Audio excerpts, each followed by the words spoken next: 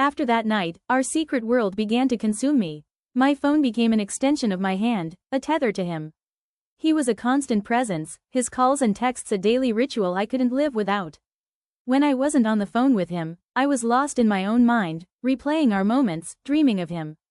He had clouded my thoughts so completely that I couldn't focus on anything else. My dreams were no longer terrifying nightmares but were instead filled with the echo of his laughter and the warmth of his touch. Ella, my ever-watchful friend, saw the change in me. "What's going on with you?" she would ask, her eyes filled with concern. It was obvious. My academic performance, once a source of pride, had plummeted.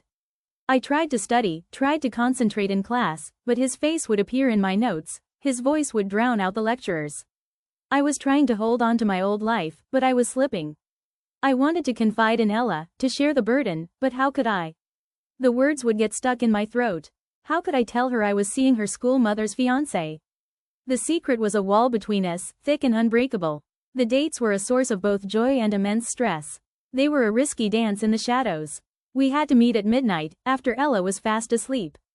I'd tiptoe out of the room, my heart pounding in my chest, a thrilling mix of fear and anticipation.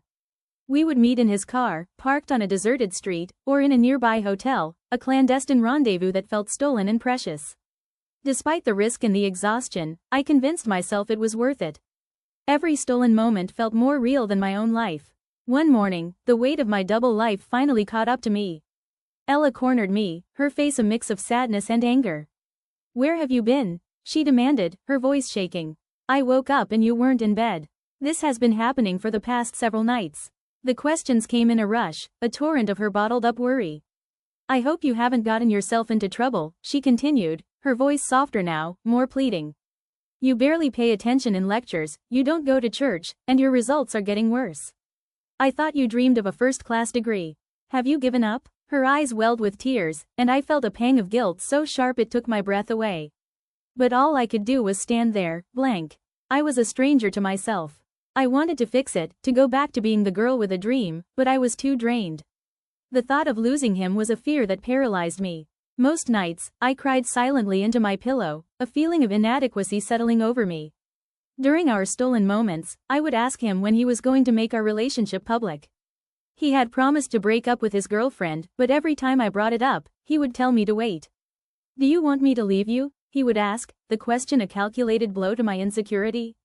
"Everything takes time. I can't just leave her like that. We've been together for a long time, and I can't just end it easily." His words would leave me speechless, a cold silence settling between us. The possibility of him leaving was a raw, open wound. He was my first everything, my first kiss, my first love, the man I lost my virginity to.